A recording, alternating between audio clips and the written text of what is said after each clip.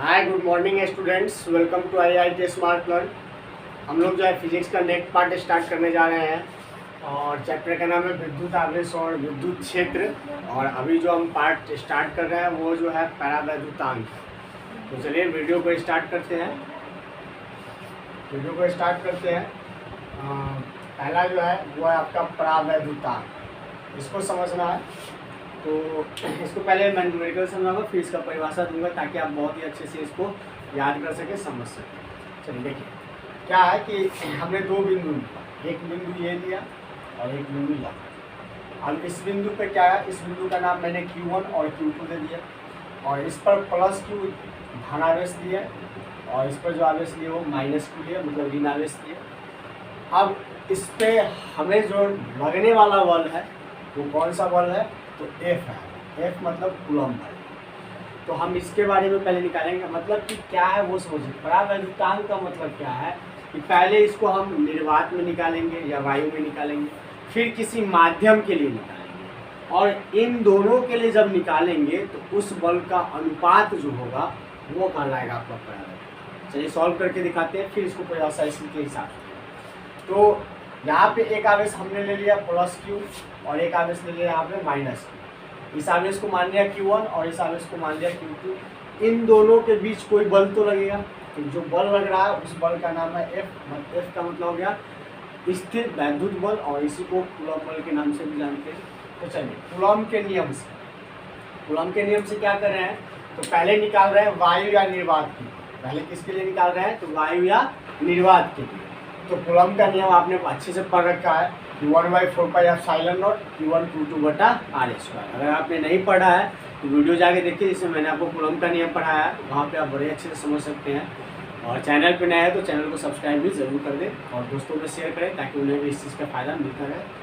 तो अगर हम वायु या निर्वात को जो है F1 मान लेते हैं, F1, इस बल को क्या मान लिए, F1 मान लिए, तो यहाँ जो हो जाएगा 1/4πε0 Q1 Q2/r²।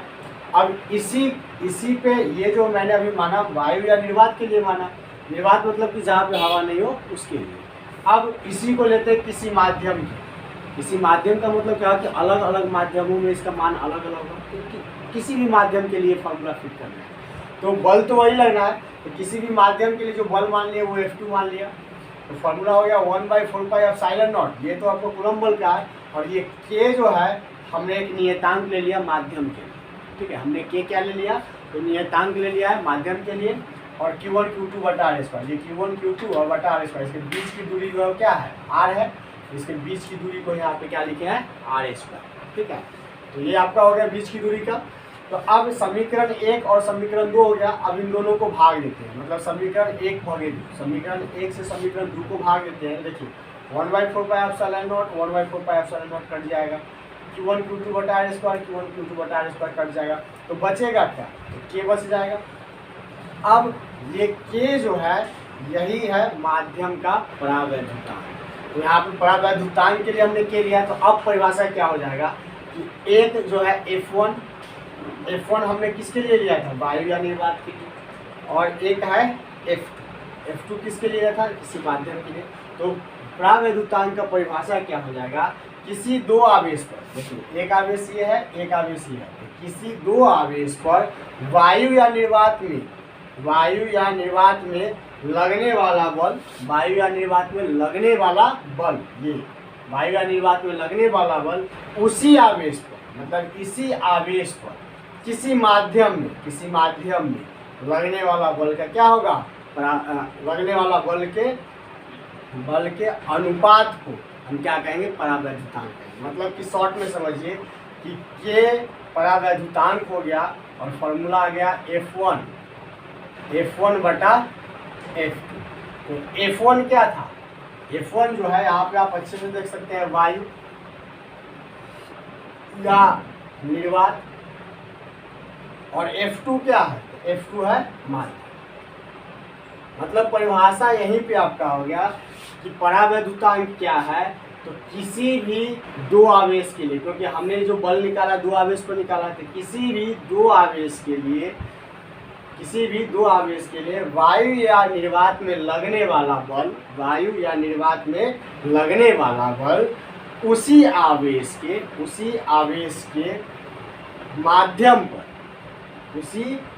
के माध्यम पर लगने वाला बल के अनुपात का मतलब है जब इसका निकालेंगे तो ये हो जाएगा K = F1 अनुपात F। तो के अनुपात को क्या कहेंगे, तो हम कहेंगे उसको परावैद्युतांक। मतलब आपको परिभाषा रटने की जरूरत नहीं, आप दिमाग में आइए, किसी लाइन बाई लाइन को समझाएं। किसी दो आवेश, एक आवेश Q और -Q, तो किसी दो आवेश पर वायु या निर्वात में लगने वाला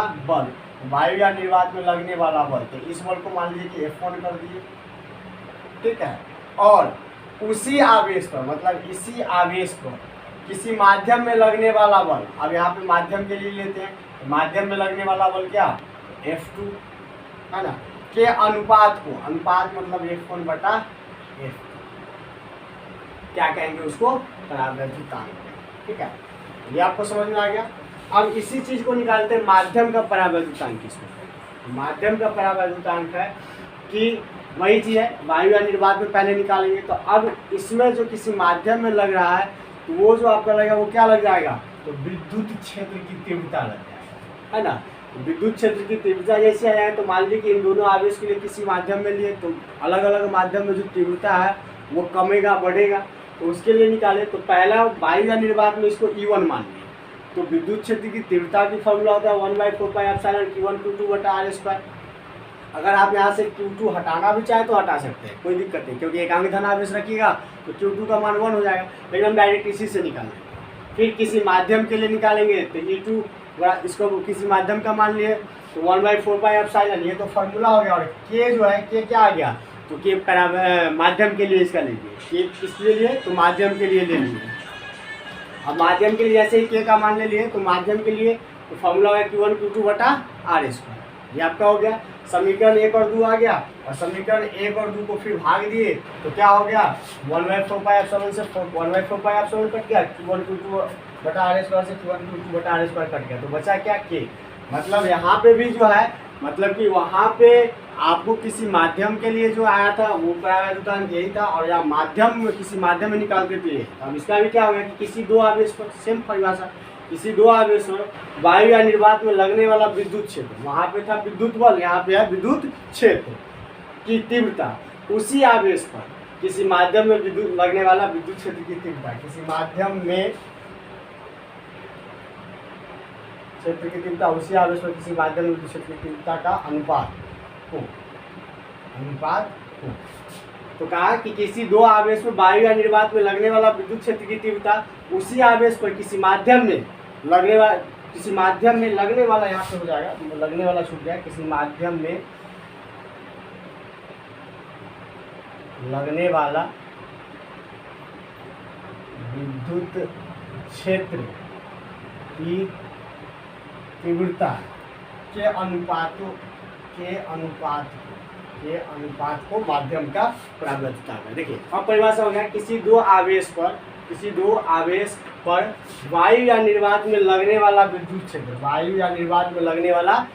क्षेत्र की तीव्रता, उसी आवेश पर किसी माध्यम में लगने वाला विद्युत क्षेत्र की तीव्रता के अनुपात को क्या कहते हैं, तो परावैद्युतांक कहते हैं। यहाँ देखिए दोनों में अंतर क्या है, परावैद्युतांक में क्या है, तो परावैद्युतांक में आपका है कि बल लग रहा है, और माध्यम का परावैद्युतांक में क्या लग रहा है, तो विद्युत क्षेत्र की तीव्रता लग रहा है। मतलब समझिए, ये आपको समझना है कि ये दो आवेश है, और इन दो आवेश के बीच अगर बल लग रहा है, कौन सा बल लग रहा है, अगर ये दो आवेश है और एक आवेश ये Q1 हो गया, मान लीजिए, इसको मैं समझाने की कोशिश कर रहा हूँ, ये आवेश ये Q1 हो गया और ये आपका Q2 हो गया, तो ये Q1 पर अगर आवेश हमने प्लस Q ले लिया और Q2 पे आवेश माइनस Q ले लिया, तो इन दोनों के बीच बल लगेगा। तो बल दो तरीका से लगेगा, एक लगेगा निर्वात में और एक क्या चीज़ में लगेगा, तो किसी माध्यम में। तो बल लग रहा है तो वो क्या कहलाएगा, परावैद्युतांक कहलाएगा।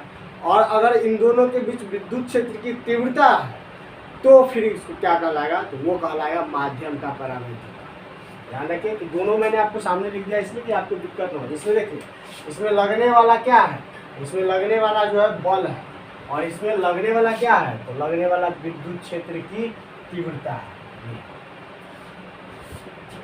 ध्यान समझ में आ गया। तो यहाँ पे आपको परिभाषा एकदम आसान है कि किसी दो आवेशों पर निर्वात या वायु में लगने वाला बल उसी आवेश पर किसी माध्यम में लगने वाले बल के अनुपात को परावैद्युतांक कहते हैं। अब इसमें माध्यम का परावैद्युतांक किसे कहते हैं? तो किसी दो आवेश पर किसी दो आवेश पर वायु या निर्वात में लगने वाला विद्युत क्षेत्र की तीव्रता उसी आवेश पर किसी माध्यम में लगने वाले विद्युत क्षेत्र की तीव्रता के अनुपात को क्या कहते हैं? तो माध्यम का परावैद्युतांक। बात समझ में आ गई? चलिए स्क्रीनशॉट ले लीजिए।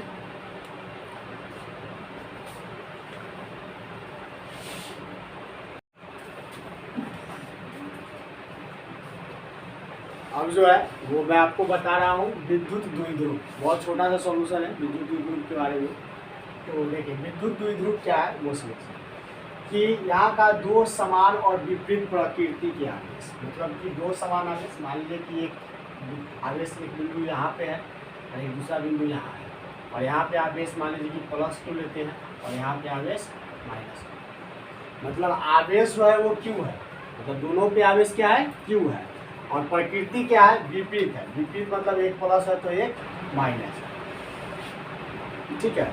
इस पे प्लस आवेश है और इस पे माइनस आवेश है, और इसके बीच जो है ये सेंटर है, ये केंद्र है, और केंद्र इसको मान लीजिए कि हम A मान लेते हैं, इसको B मान लेते हैं। तो केंद्र जो है, केंद्र क्या हो जाएगा? O हो जाएगा, और केंद्र पर जो आवेश हो जाएगा वो क्या हो जाएगा? तो केंद्र पे आवेश हो जाएगा वो 0 हो जाएगा, मतलब यहाँ केंद्र पर जो आवेश है वो क्या हो जाएगा? तो ये जो है उदासीन आवेश क्या हो जाएगा? उदासीन। केंद्र पर आवेश क्या हो जाएगा? उदासीन हो जाएगा। तो इन दोनों के बीच की दूरी क्या है? तो अगर मान लीजिए कि केंद्र से A की दूरी अगर मानते हैं L, तो फिर यहाँ O से मतलब केंद्र से B की दूरी भी क्या हो जाएगा? L, मतलब कुल दूरी जो है A से B के बीच की दूरी क्या हो जाएगा? 2L, ठीक है। अब इसी को फार्मूला से सूचित कर बनाते हैं तो इसको किस तरीके से कहा गया? का दो समान और विपरीत प्रकृति के आवेश के बीच की दूरी और आवेश के गुणनफल को क्या कहते हैं? तो हम द्विध्रुव कहते हैं। और इसे किससे सूचित करते हैं? एक लाइन और इसमें लिख देते हैं, इसे P से, इसे P से सूचित किया जाता है। इसे किससे सूचित किया जाता है? P से सूचित किया जाता है, और यह एक जो है सदिश राशि है। ये जो है इसे विद्युत द्विध्रुव आघूर्ण कहते हैं, और इसे P से सूचित किया जाता है, और यह जो है सदिश है। क्या है? सदिश है। चलिए अब इसको हम समझाते हैं आपको, फिर से ध्यान दीजिए। कहा कि आपका परिभाषा कर रहा है दो समान और विपरीत प्रकृति के आवेश। दो आवेश ले लिए, एक यहाँ पे और एक यहाँ पे। यहाँ पे +Q आवेश ले लिए, यहाँ पे -Q। आवेश Q है तो समान आवेश हो गया। प्रकृति ये प्लस है और ये माइनस है, तो प्रकृति विपरीत हो गया। तो बीच की दूरी, अब इनके बीच की दूरी क्या है? 2L है, और आवेश के गुणनफल को हम विद्युत द्विध्रुव कहते हैं। विद्युत द्विध्रुव को P से सूचित करते हैं, तो P बराबर क्या हो जाएगा? P बराबर क्या कहा कि दोनों आवेश के बीच की दूरी, तो दोनों आवेश, एक आवेश A बिंदु पर और एक आवेश B बिंदु पर, दोनों के बीच की दूरी क्या हो गया? 2L, और गुणे का आवेश के गुणनफल। आवेश क्या है? तो आवेश जो है वो क्या है? Q है। किसी एक आवेश को ले लेंगे, ठीक है। तो आवेश क्या हो गया? Q, क्योंकि इस पर भी आवेश Q है और इस पर भी आवेश Q है। ये प्लस माइनस तो उसका प्रकृति दिखा रहा है, लेकिन आवेश क्या है? Q है। तो यहाँ पे जब इसको गुना करेंगे तो ये क्या हो जाएगा? तो 2QL, ये आपका विद्युत द्विध्रुव आघूर्ण का जो है फॉर्मूला हो गया। और ये सदिश राशि है, इसलिए हमने इसको वेक्टर से शो किया है। ये क्या है? सदिश राशि, ठीक है। ये आपका विद्युत फ्लक्स का छोटा है, सॉरी विद्युत द्विध्रुव आघूर्ण का छोटा सा टॉपिक था। इसको स्क्रीनशॉट ले लीजिए, फिर आगे बढ़ाते हैं।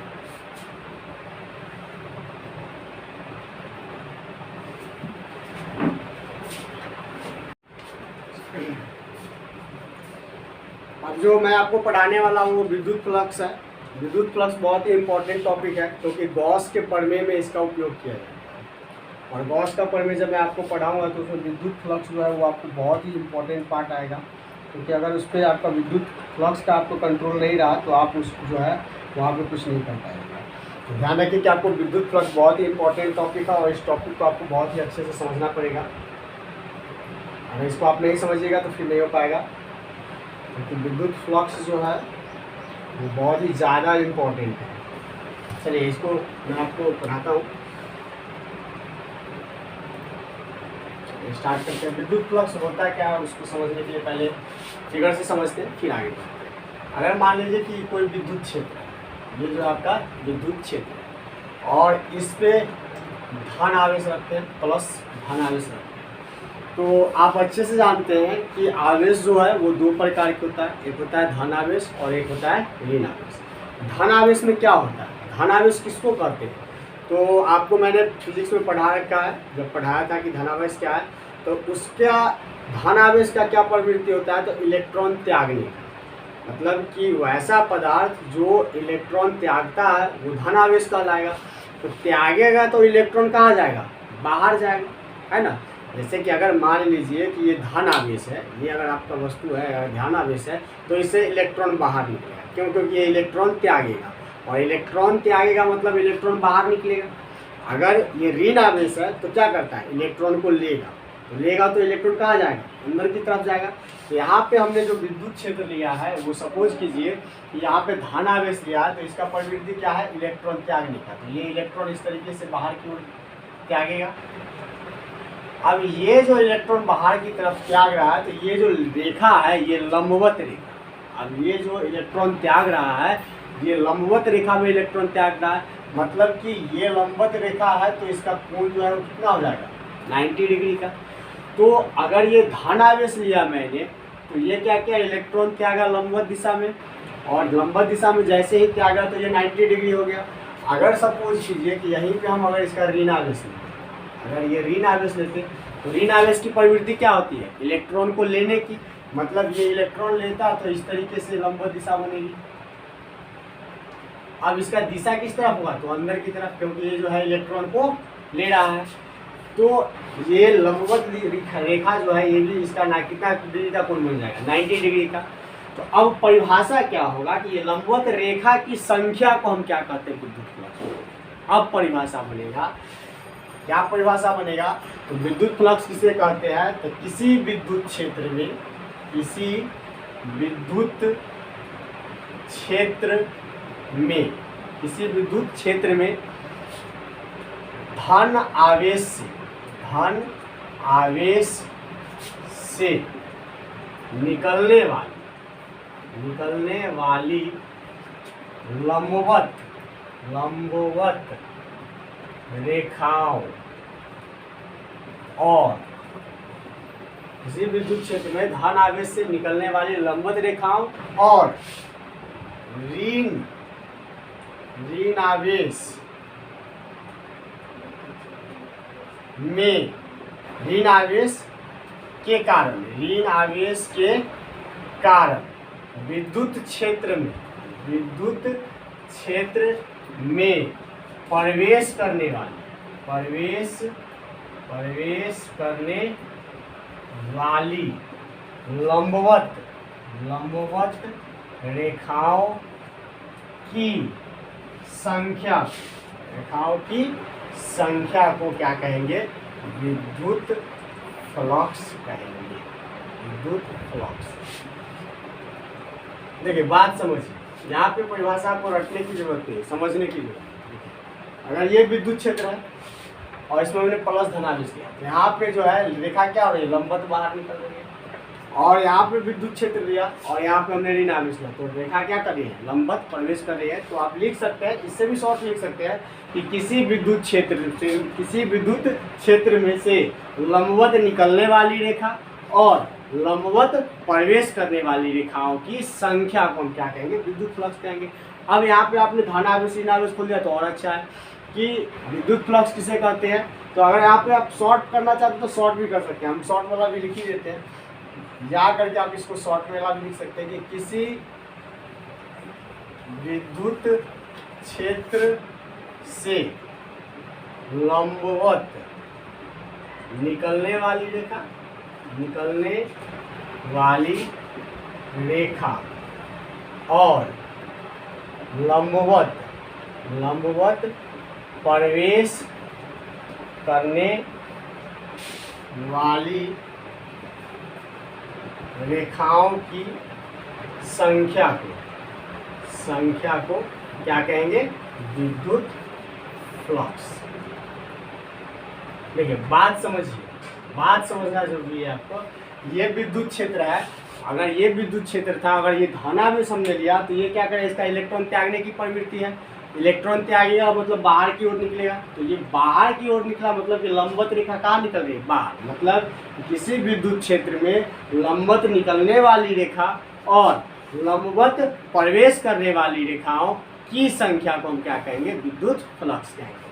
अब इस हिसाब से विद्युत फ्लक्स क्या प्रकार का हो जाएगा? तो विद्युत फ्लक्स जो है, विद्युत फ्लक्स कितने प्रकार का हो जाएगा? तो विद्युत फ्लक्स जो है वो दो प्रकार का हो जाएगा। कैसे? एक ऋणात्मक विद्युत फ्लक्स और एक धनात्मक। धनात्मक में क्या हो रहा है? तो धनात्मक विद्युत फ्लक्स में क्या हो रहा है? तो दिशा रेखा जो है वो लंबवत बाहर निकल रही है। मतलब एक हो जाएगा धनात्मक विद्युत फ्लक्स और दूसरा क्या हो जाएगा? ऋणात्मक विद्युत फ्लक्स। देखिए जैसे विद्युत फ्लक्स किसको कहें? अब यहाँ पे आप परिभाषा अलग तरीका से भी दे सकते हैं कि सबसे पहले विद्युत फ्लक्स की परिभाषा क्या होगा? तो किसी विद्युत क्षेत्र से लंबवत निकलने वाली रेखा और लंबवत प्रवेश करने वाली रेखा की संख्या को हम क्या कहेंगे? विद्युत फ्लक्स कहेंगे। विद्युत फ्लक्स दो प्रकार का होता है, धनात्मक विद्युत फ्लक्स और ऋणात्मक विद्युत फ्लक्स। धनात्मक विद्युत फ्लक्स में क्या होता है कि जब हम किसी विद्युत क्षेत्र में धन आवेश को लेते हैं तो लंबवत निकलने वाली रेखा को हम क्या कहते हैं? लंबवत निकलने वाली रेखाओं की संख्या को हम क्या कहते हैं? तो धनात्मक विद्युत फ्लक्स कहते हैं। अब ऋणात्मक विद्युत फ्लक्स किसको कहते हैं? तो किसी विद्युत क्षेत्र में ऋण आवेश रखने पर लंबवत अंदर प्रवेश करने वाली रेखा को हम क्या कहते हैं? अंदर प्रवेश करने वाली रेखा की संख्या को हम क्या कहते हैं? तो ऋणात्मक विद्युत फ्लक्स कहते हैं। बात समझ में आ गई? चलिए अब इसका जो है थोड़ा सा इक्वेशन है उसको आपको समझाने की कोशिश करता हूँ।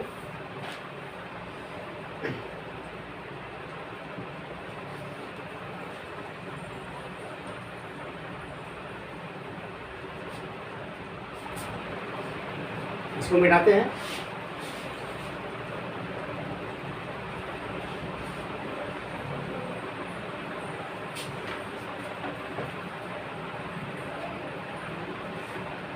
यहाँ पे आपको समझना है कि अगर विद्युत फ्लक्स जो है उसके लिए आपको निकालना है क्या कि वो समझिए आपको। देखिए अगर ये बोर्ड है और ये बड़ा सरफेस है, बड़ा सा सतह है, तो हम एक छोटा सा सतह लेते हैं कि मान लीजिए कि बोर्ड के ऊपर एक छोटा सा सतह लेते हैं और ये सतह आपका, ठीक है। और जैसे ही सतह पे कोई आवेश लेते हैं तो जैसे यहाँ पे कोई आवेश लेंगे और ये धनावेश होगा, जैसे अगर मान लीजिए कि +Q आवेश लेते हैं तो ये क्या करेगा? रेखा को लंबवत बाहर निकालेगा। तो मान लीजिए कि ये रेखा लंबवत बाहर निकल रही है और ये लंबवत बाहर निकल रही है, ऐसे निकल रही है ना। अगर इसके बीच हमको विद्युत क्षेत्र की तीव्रता निकालना है तो विद्युत क्षेत्र की तीव्रता जो अगर निकालेंगे तो इस तरीके से हो जाएगा, E हो जाएगा ना। और इसके बीच का कोण क्या बनेगा? थीटा। और छोटे वाले क्षेत्र को जो हम लोग डिनोट करते हैं वो ds से करते हैं। ds किसके लिए लाए हैं? तो छोटे क्षेत्र के लिए, छोटे सतह के लिए। अगर छोटे सतह के लिए ds लाए हैं तो यहाँ पे अब जो आपका विद्युत फ्लक्स हो रहा है तो विद्युत फ्लक्स को हम किससे नोटिस करते हैं? तो φE से। तो φE से जो है फॉर्मूला क्या हो जाएगा? तो विद्युत फ्लक्स के लिए निकाला दिया विद्युत क्षेत्र की तीव्रता, तो E × ये आपका ds, क्योंकि हम किस सतह पे निकाल रहे हैं? छोटा सतह पे निकाल रहे हैं, तो ये ds हो जाएगा, ds, ठीक है। अब cos थीटा हो जाएगा। अब ये आपको समझने की बात है कि सर ये ds cos थीटा कहाँ से? जैसे देखिए ये आपका छोटा सा सतह था, छोटा सा सतह का नाम हमने क्या ले दिया? ds, ठीक है। अब इस छोटा सा सतह पे हमने +Q आवेश रखा। जैसे +Q आवेश रखेंगे तो क्या होगा? तो ये जो है आवेश, अभी मैंने आपको विद्युत फ्लक्स में बताया है कि धन आवेश होगा तो वो क्या करेगा? तो लंबवत बाहर की ओर रेखा बनाएगा। अब जैसे ये लंबवत बाहर की ओर रेखा बनाया तो इस तरीके से बनाएगा। अब मान लीजिए कि हम इस बिंदु पर विद्युत क्षेत्र की तीव्रता निकालते हैं। ये विद्युत क्षेत्र की तीव्रता हो गया ई, मान लीजिए इसको। अब इसके बीच जो कोण बनेगा वो क्या बन गया, थीटा बन गया। तो अब हमको इस सतह पे जो विद्युत फ्लक्स निकालना है, विद्युत फ्लक्स मतलब कि जो है लंबवत रेखा की संख्या निकालना। तो विद्युत फ्लक्स को फाई से नोटिस कर दिए। अगर आप यहाँ चाहे तो हिंदी में भी लिख सकते हैं विद्युत फ्लक्स बराबर, और विद्युत फ्लक्स को हम फाई कर दी। तो विद्युत फ्लक्स बराबर क्या हो गया, तो ई, क्योंकि हमने विद्युत क्षेत्र की तीव्रता निकालना है तो ई, छोटे से सतह पे निकालना है तो छोटा सा सतह, और ये थीटा बना है तो कॉस थीटा। कॉस थीटा ही क्यों लिए ये समझ लीजिए। जैसे अगर ये आपका एक बिंदु है और इससे लंबवत खींची गई रेखाएं हैं, ये दो रेखाएं हैं, ठीक है, और ये दोनों समान रेखा है, दोनों क्या है, समान रेखा है। अगर इसके बीच का कोण जो है यहाँ पे, यहाँ से अगर हम विद्युत क्षेत्र की तीव्रता ये निकालते हैं तो इसके बीच का कोण जो बनता है वो थीटा बनता है, ठीक है। और जो थीटा के नज़दीक रहता है, अगर मान लीजिए इसको हम बी ए मान लेते हैं और इसको बी मान लेते हैं, तो थीटा के नज़दीक जो भी रहता है वो कॉस थीटा ले आता है, और थीटा की से दूर वाला जो जाता है वो क्या लगाता है, साइन थीटा ले आता है, ठीक है। तो कॉस थीटा, तो यहाँ पे थीटा के नज़दीक जो है ये, तो इसको लिए, तो यहाँ पे इसलिए हम यहाँ क्या लिए हैं, कॉस थीटा। तो इसीलिए आपको यहाँ पे कॉस थीटा ले आता है। बात समझ में आ गई। तो ये जो है ये आपका फार्मूला निकल गया किस चीज़ का, विद्युत फ्लक्स का। विद्युत फ्लक्स का जो है तीव्रता का, विद्युत फ्लक्स का फार्मूला क्या हो गया, तो E into D S cos theta. ये आपको ध्यान रखना है क्योंकि गॉस के प्रमेय में इसका जो है आपका उपयोग किया गया, ठीक है। ये अब जो है घनकोण के बारे में पढ़ा रहा हूँ। घनकोण को समझिए, शब्द को समझिए। घन जो है उस पर जो कोण बनेगा उसी को घनकोण कहेंगे। तो पहले कोण शब्द को समझिए कि कोण क्या है, कि दो रेखा के झुकाव को हम क्या कहते हैं, कोण। एक रेखा ये है, एक रेखा ये है। अगर ये सीधा रहता तो इस तरीके से रहता, तो इसके बीच कोई कोण बन पाता, नहीं बनता। अब इस दोनों की रेखा को हमने क्या किया कि इस तरीके से झुका, और झुकाने के बाद क्या बन गया, कोण बन गया। तो कोण का परिभाषा हो जाएगा कि दो रेखाओं के झुकाव को हम क्या कहेंगे, कोण। कोण समझ में आ गया। अब घन को समझिए। घन क्या है उसको समझिए। घन जो है वो 3D पर बनता है। ये 3D पर, मतलब ये एक्स एक्सिस, वाई एक्सिस और ये जेड एक्सिस, इसी पे घन बनता है। मैंने पीछे आपको पढ़ा भी रखा है, चलिए यहाँ पे भी थोड़ा सा बता देता हूँ ताकि आप लोगों को कंफ्यूजन क्लियर हो जाए। देखिए ये हम घन बना रहे हैं,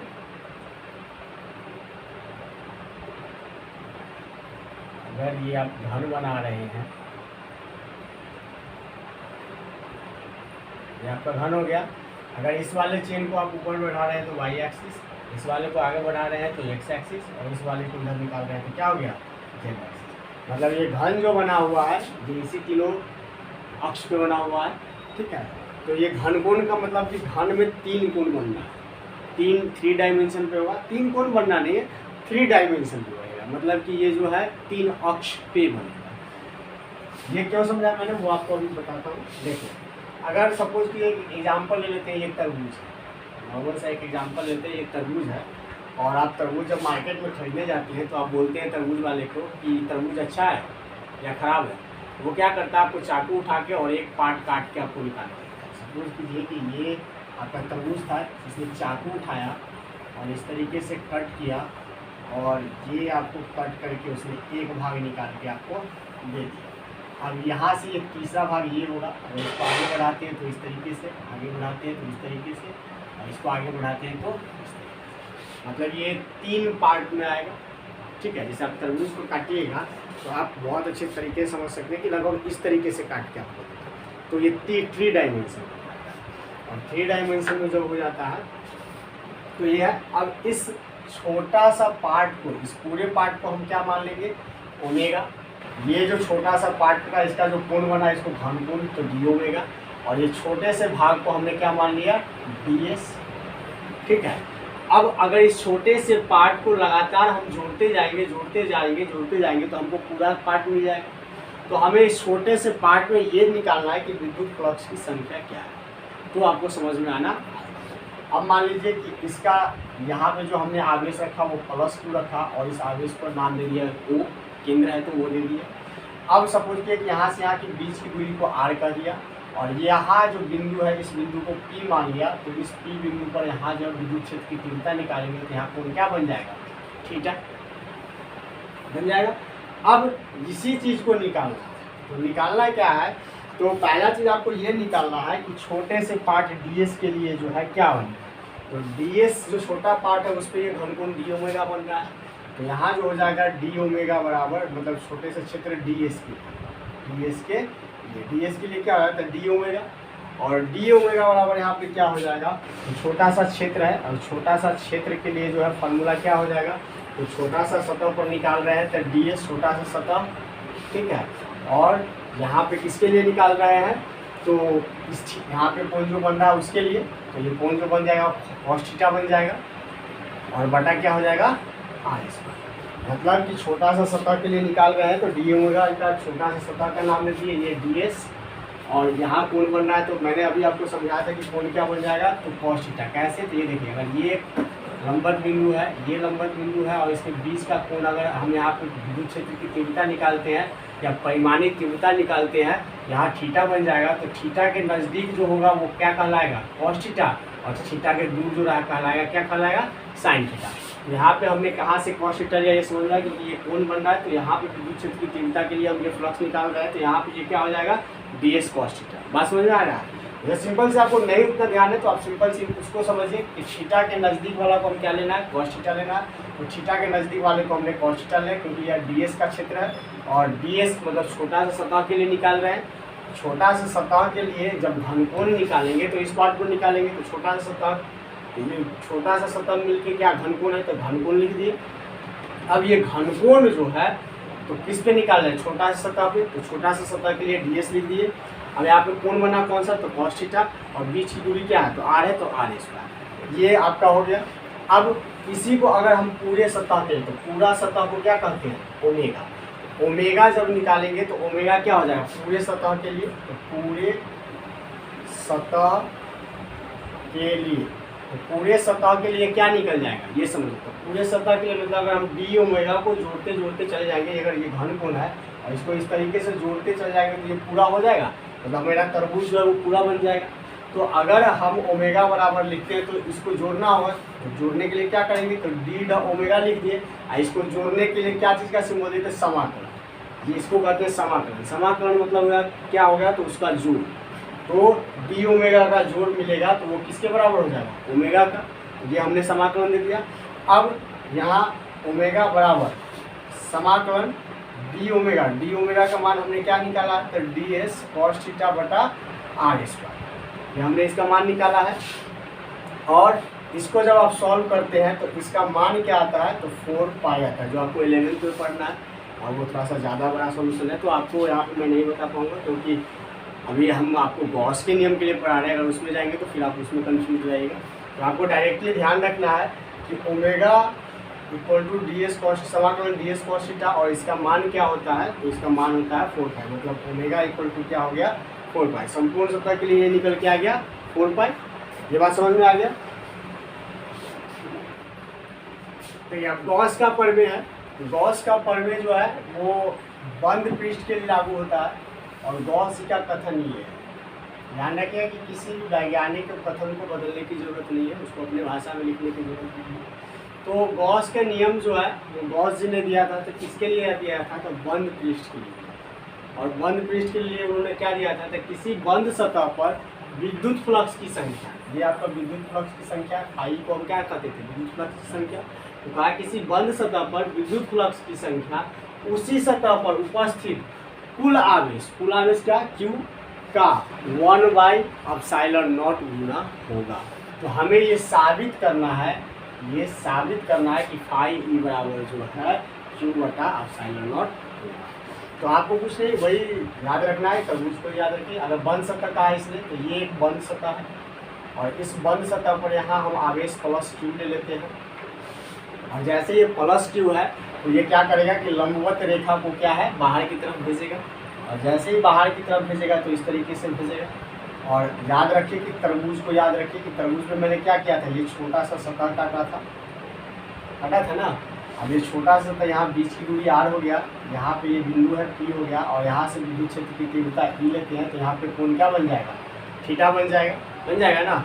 और ये हो जाएगा d ओमेगा, और ये छोटा सा सतह क्या हो जाएगा, वो ds, और ये विद्युत क्षेत्र की तीव्रता ये, और ये संपूर्ण सतह क्या हो जाएगा, तो संपूर्ण सतह हो जाएगा ओमेगा।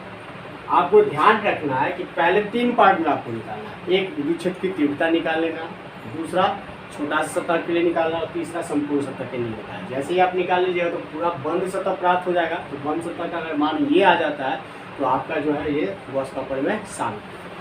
तो चलिए इसको करते हैं। तो पहला कंडीशन क्या होगा कि बिंदु P पे विद्युत क्षेत्र की तीव्रता है, तो लिखेंगे बिंदु P के लिए क्या चीज़ निकालने जा रहे हैं, तो विद्युत क्षेत्र की तीव्रता। तो लिखेंगे विद्युत क्षेत्र की तीव्रता। देखिए बिंदु P के लिए विद्युत क्षेत्र की तीव्रता निकालेंगे तो विद्युत क्षेत्र की तीव्रता E बराबर क्या हो जाएगा, तो हम अच्छे से जानते हैं 1/4 पाई एप्सिलॉन नॉट Q बटा R स्क्वायर।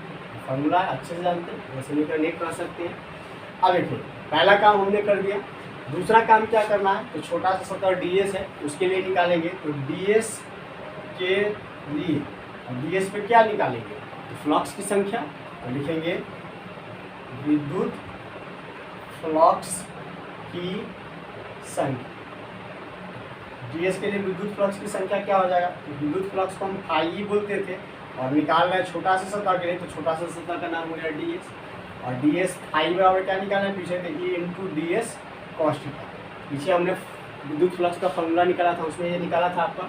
अब इस E के जगह जो है ये मान पुट कर देंगे, तो हो जाएगा ds phi E equal to E का मान हो गया 1/4 पाई एप्सिलॉन नॉट Q बटा R स्क्वायर हो गया ना। अब ये जो है आ गया ds कॉस थीटा। देखिए E का मान हमने यहाँ से पूरा रख दिया, और उसके बाद का ds कॉस थीटा उतार दिया। अब यहाँ से क्या हो जाएगा, तो ds फाई E बराबर, अब देखिए आपने अगर पढ़ा है तो अच्छे से पढ़ रखा होगा कि Q, चलिए मैं आपको दिखा देता हूँ। हाँ यहाँ पे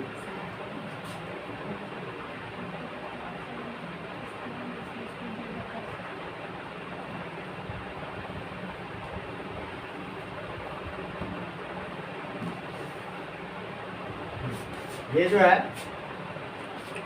ds cos थीटा बटा R स्क्वायर, इसका मान है ये। तो अभी आप देख लीजिए कि ds cos थीटा बटा R स्क्वायर जो है हमने किसके बराबर निकाला है, तो ओमेगा बराबर, इसे अभी निकाला है ना। ये d ओमेगा बराबर क्या निकाला है, d ओमेगा बराबर जो है हमने निकाला है ds cos थीटा बटे R स्क्वायर। यहाँ पे आपका मान हो जाएगा 1/4 पाई एप्सिलॉन नॉट, अगर ये 1 को Q से गुना कर देते तो ये Q हो जाएगा, तो Q/4 पाई एप्सिलॉन नॉट, और इतना किसका मान है, तो d ओमेगा का मान।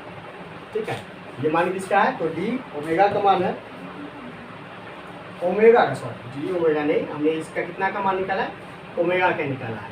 अगर इसको आगे बढ़ाते हैं तो ये क्या हो जाएगा, तो ds फाई E बराबर हो जाएगा Q बटा 4। ये तो इतना ही आ गया। ठीक है, ये देखिए हमने छोटा सा सतह के लिए निकाल लिया, ये यहाँ से ये ओमेगा हमने कहाँ से लाया, तो ओमेगा का मान पीछे अभी जस्ट निकाला ds cos थीटा बटा R स्क्वायर। तो यहाँ ओमेगा का मान't बिठा दिया, तो इतना बराबर ये हो गया। अब हमने ये जो है छोटा सा सतह के लिए निकाल लिया। अब संपूर्ण सतह के लिए, और संपूर्ण सतह के लिए जो है वो क्या निकलेगा, तो संपूर्ण सतह को हम क्या कहेंगे, ओमेगा। तो संपूर्ण सतह के लिए ओमेगा, अगर यहाँ क्या निकाले हैं, तो संपूर्ण सतह के लिए विद्युत फ्लक्स निकाल रहे हैं, तो विद्युत फ्लक्स। अब विद्युत फ्लक्स को हम लोग संपूर्ण सतह के लिए क्या नोट करते हैं, तो फाई। विद्युत फ्लक्स को अभी पूरे सतह के लिए पीछे जो हमने आपको निकाल के दिखाया था, क्या निकाला था, फाई E बराबर। अब ये पूरा जो है, ये पूरा सतह है, ये किससे मिला हुआ है, घनकोण को जोड़ते जोड़ते मिल जाएगा। तो घनकोण क्या हो जाएगा, d ओमेगा, घनकोण हो जाएगा d ओमेगा, और इसको जोड़ने से मिलेगा, मतलब समाकलन करने से ये मिलेगा ना, तो जोड़ने से ये मिल गया। अब इसको आगे निकालते हैं, तो इसको निकालेंगे आगे, तो क्या हो जाएगा, फाई E फाई ई, देखिए डी ओमेगा, तो d omega d s phi E, d omega का मान हमने ये निकाला है डी ओमेगा, और डी ओमेगा का पीछे मान निकाल रखा है हम लोगों ने, क्या निकाला है,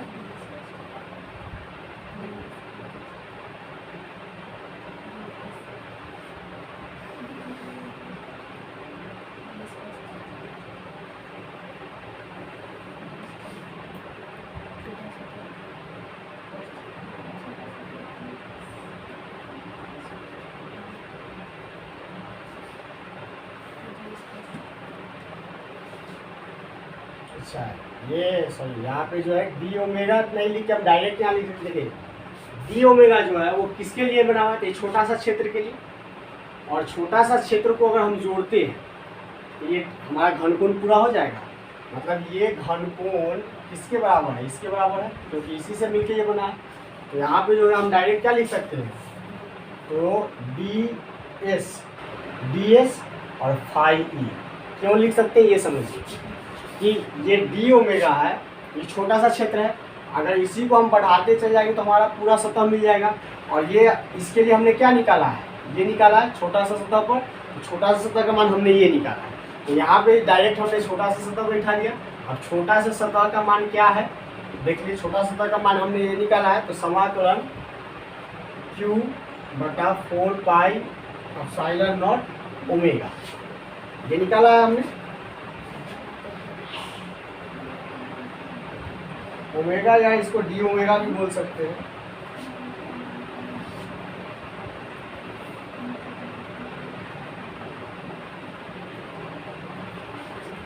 ठीक है, इसको ओमेगा बोल दिए। अब यहाँ पे हम क्या करें, फाई, अब ये कांस्टेंट है तो इसको बाहर निकाल लेते हैं, तो Q 4 पाई एप्सिलॉन नॉट और ये हो जाएगा ओमेगा, फाई ई बराबर Q 4 पाई एप्सिलॉन नॉट, और ये ओमेगा का मान हमने क्या निकाला था, तो 4 पाई, तो 4 पाई से 4 पाई कट जाएगा, तो फाई ई बराबर क्या बच गया, Q बटा एप्सिलॉन नॉट। यहाँ पे थोड़ा सा समझने थोड़ा सा कंफ्यूजन होता है, लेकिन थोड़ा सा ध्यान दीजिए तो आप अच्छे से समझ सकते। देखिए पहले हम क्या निकाल रहे हैं, ई के लिए विद्युत क्षेत्र की तीव्रता, तो ई के लिए विद्युत क्षेत्र की तीव्रता का फॉर्मूला होता है 1/4 पाई एप्सिलॉन Q बटा r स्क्वायर। अब छोटा सा सतह के लिए निकाले, तो छोटा सा सतह के लिए फ्लक्स निकाल रहे हैं, विद्युत फ्लक्स, तो छोटा सा सतह का जो विद्युत फ्लक्स का फॉर्मूला होता है A × ds cos थीटा होता है, जो पीछे भी निकाल रखे हैं, तो ई का मान हमने यहाँ से बैठा दिया और ds cos थीटा वैसे ही लिख दिया। अब ds cos थीटा बटा r स्क्वायर जो है किसके बराबर होता है, तो ओमेगा के बराबर होता है, तो हमने यहाँ ओमेगा डाल दिया और इसको इसी तरीके से डाल दिया। अब संपूर्ण सतह के लिए निकालना है, संपूर्ण सतह का विद्युत फ्लक्स जो निकालना है तो फाई से शोषित करते हैं। अब देखिए ये पूरा सतह किससे मिलके बना है, तो ये छोटा सा सतह से, और ये छोटा सा सतह कौन से बना है, इस छोटे से सतह को, इस छोटे पे सतह पे जो ये कोण बना है इसी को ना हम घनकोण कहें। अगर इस घनकोण को हम इस तरीके से बड़ा कर लेते हैं, जैसे हम यहाँ पे आपको दिखाते हैं कि अगर ये जो घनकोण बना है इस घनकोण को अगर हम पूरा कर लेते हैं तो ये हमारा डी ओमेगा पूरा हो जाएगा, घनकोण हो जाएगा ना। अब ये जैसे ये पूरा होगा तो हमारा तरबूज पूरा हो जाएगा, ये तरबूज किससे पूरा हो रहा है, जैसे ये छोटा सा पार्ट बना है इसी तरीके से यहाँ ये छोटा सा पार्ट बनेगा, तो इसी तरीके से ये कोण बढ़ता चल जाएगा। मतलब कि अगर हम ये छोटा सा पार्ट ले लेते हैं तो बराबर आ जाएगा बात, तो यहाँ पे फाई बराबर क्या हो गया, ds, और इस पर जितना विद्युत फ्लक्स की संख्या है वो, तो विद्युत फ्लक्स की संख्या हमने निकाला फाई, तो ds फाई, क्यों, क्योंकि अगर इस छोटा सा, जैसे कि छोटा सा पार्ट है, अगर इस छोटे से पार्ट पर विद्युत फ्लक्स की संख्या ये है, अगर इसी को हम जोड़ते चल जाएंगे तो पूरा पार्ट पता चल जाएगा, तो इसीलिए हमने डायरेक्ट लिख दिया समाकलन, समाकलन मतलब जोड़, और जिसको जोड़ेंगे तो मिल जाएगा, ये छोटे से क्षेत्र को, ये छोटे से क्षेत्र को जोड़ेंगे तो मिल जाएगा, तो हमने इस छोटा सा क्षेत्र का यहाँ पे लिख दिया। अब जैसे यहाँ पे कर दिया फाई, अब ds फाई बराबर हमने निकाला था कितना, ये निकाला था, इसका मान हमने यहाँ पे बैठा दिया। अब ये Q और 4 पाई एप्सिलॉन ये कांस्टेंट है क्योंकि बदल नहीं रहा है, तो इसको हम बाहर निकाल लेते, तो बच गया समाकलन ओमेगा। अब फाई Q बटा 4 पाई एप्सिलॉन, और ओमेगा का मान हमने पीछे निकाला है 4 पाई बैठा दिया, 4 पाई से 4 पाई कट गया, बच गया Q बटा एप्सिलॉन नॉट। देखिए गॉस के नियम में यही था आपका, कि किसी बंद पृष्ठ पर जो है, किसी बंद पृष्ठ पर विद्युत फ्लक्स की संख्या, उस पर जो उस पर आवेश है उसका और वो 1/ε0 का गुणनफल होगा। देखिए वही चीज़ यहाँ पे आया, ये मान आ गया, तो इससे आप क्या कर सकते हैं, इसको प्रूव। अब देखिए भाषा आपको अपना मन से लिखना है, भाषा आपको अपने मन से बनाना है। क्या बना सकते हैं, माना कि एक विद्युत क्षेत्र है, माना कि एक विद्युत क्षेत्र है, पूरे संपूर्ण सतह को ओमेगा से सूचित करते हैं और घन कोण को डी ओमेगा से सूचित करते हैं, छोटा सा क्षेत्र को डी एस से सूचित करते हैं, और यहाँ पे जो आवेश है या आप कह सकते हैं केंद्र से P की दूरी r है, केंद्र से P की दूरी r है, और P बिंदु पर विद्युत क्षेत्र की तीव्रता ज्ञात करते हैं जो E है, और P बिंदु और E के बीच बना कोण थीटा है। तो हमें निकालना है, तो अब यहाँ से आप उस तरीके से निकाल सकते हैं। तो भाषा हमेशा देखिए आप फिगर को देख के खुद बना सकते हैं। तो ये आपका विद्युत फ्लक्स था, थोड़ा सा प्रैक्टिस कर लिया, थोड़ा सा एक बार हम शॉर्टली एक चीज़ आपको शॉर्ट एग्जांपल में समझाना चाहते हैं। जैसे इसमें तो आपको थोड़ा सा दिक्कत हो गया, चलिए नॉर्मल हम समझाते हैं कि ये एक विद्युत क्षेत्र है।